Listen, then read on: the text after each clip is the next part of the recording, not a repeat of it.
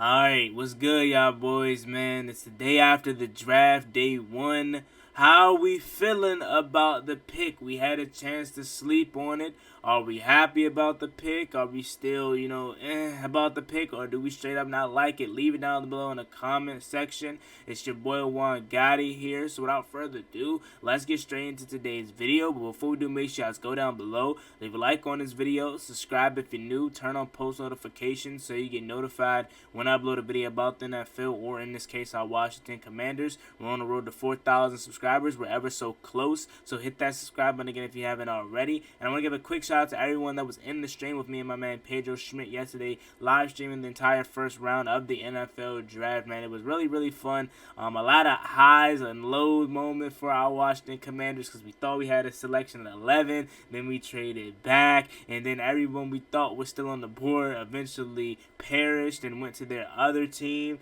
So it was like it was a lot. You gotta rewatch it, man. I was happy about trading back. I'm not gonna lie about that. But then once I realized and saw the people that were going ahead of us after we traded back, I was like, man, we should have probably stayed put at 11, because as much as I want the draft capital, I want a for sure hit in the first round. And Jahan Dotson is not trash. He's not terrible. But I know for sure Kyle Hamilton is more than likely going to be a dog for the Ravens. Jamison Williams, when he comes back, whenever he's healthy, he's going to be a dog for the Lions. And Chris Olave pairing up with Michael Thomas and Marquise Callaway and Jameis Winston having a cannon of an arm, and he's a deep threat. I know he's going to be really solid for the Saints.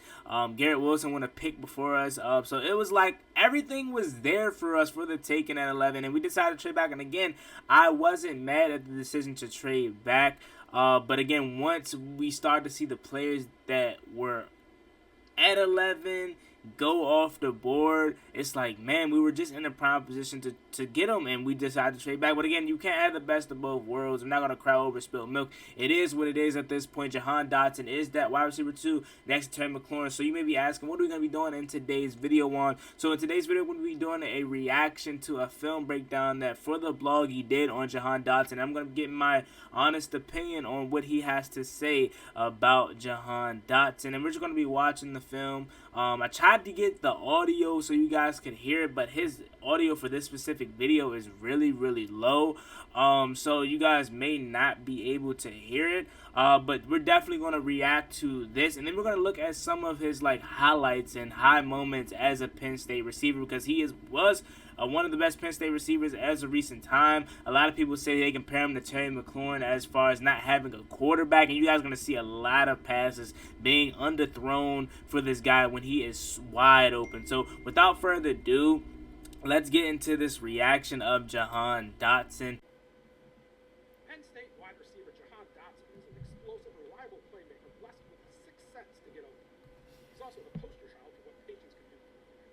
Unlike a lot of the best draft prospects at wide receiver this year who made an instant impact in college, Dotson was forced to wait his turn and hone his craft before starting.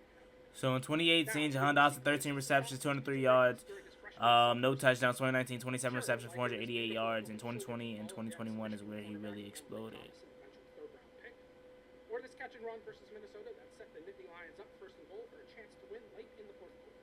But these moments were few and far between, as Dotson was stuck behind current NFLers KJ Hamler and Pat Fryermuth in the pass-catching hierarchy for the entirety of the 2018 and 2019 seasons. Finally given a chance to be Penn State's #1 receiver in 2020, Dotson thrived in the COVID-shortened junior campaign and then took things to another octave as a senior. So why did Dotson suddenly find success on the college level? Well, for all the same reasons he's projected to be a day one contributor on Sundays. Look at that pass underthrown.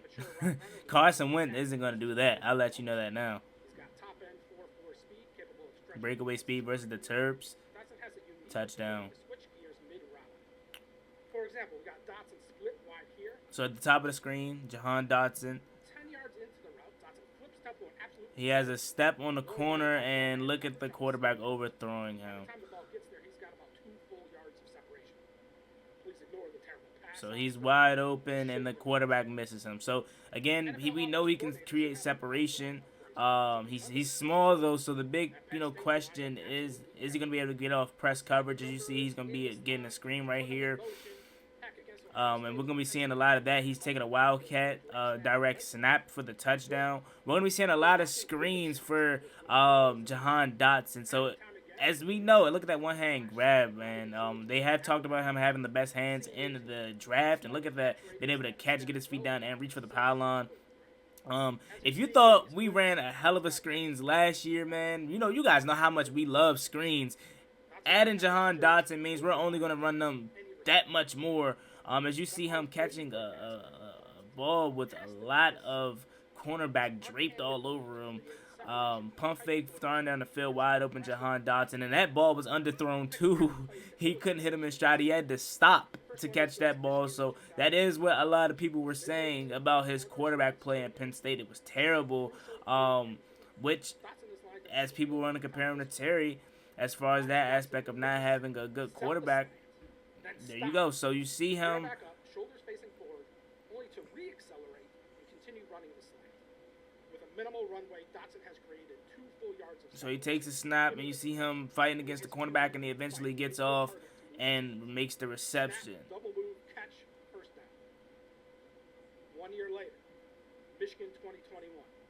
Midway through the fourth quarter of a one-score game, this time it's fourth down. Man coverage again. Watch Dotson stutter off the line, sell outside with a hard break before exploding off his left foot back inside to create massive separation within a small space. So the acceleration and the separation they created from 2020 to 2021 was a massive jump. And his NFL Combine results, 40 yards dash, 4.43 seconds, and the vertical leap, I believe it was like 36 or 10.1. So quick pass outside, and he gets about 5 there. Another one. So again, he's a guy that could get used all over the field in the short game, in the deep game, and I think he's going to be more of a deep threat for us. But I feel like Penn State's offensive coordinator probably didn't trust his quarterback to make those kind of throws, so that is exactly why they probably ran a lot of short passes. And look at the great grab with the cornerback draped all over him in double coverage, and he dropped that one, but he nearly came up with that grab. Jake London, Chris Olave, Garrett Wilson, Traylon Burks, Jahan Dotson, and Jameson Williams. So Jahan Dotson with the deep ball. That was actually a pretty good ball by his quarterback there. And he's making a lot of great catches in coverage with the cornerbacks draped all over him. And look at that grab. That was a prayer ball, man. That was a duck. And he went up and grabbed that ball. And look at this versus the Terps again. Killed the Terps. I believe he had like 200 yards against the Terps. So that is that. Now we're gonna go over to watching some of his highlights. Shout out to HTTR TJ, a guy or HTTR production. Sorry about that. That's always holding it down with the highlight tape. So let's watch this. It's gonna be muted, of course, because I don't want to get copyrighted. But let's just see some of the high moments of Jahan Dotson here. So look at the great hands again, and that's another thing that they already said. One-handed grabs. They said that he, again, has one of the best hands, if not the best hands in all of the draft. So look at here versus, I believe that's Maryland again. Wide open. We just seen that pass, and it was underthrown. A quarterback like Carson Wentz isn't going to underthrow him. He's going to hit him in stride, more likely than not. And this is in the snow, getting his feet down, reaching for the pylon. Touchdown. Has great body control, play action, fake. 14 looking, firing down the field, and he hits him in stride, surprisingly, there. So this guy has a lot of speed, man. He's a guy that's going to get, a lot of secondaries trebles. Let's just put it that way.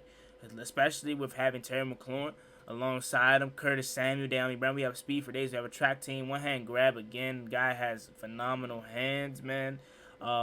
Again, the only thing that I worry about is his size and his ability to not get off press coverage easily.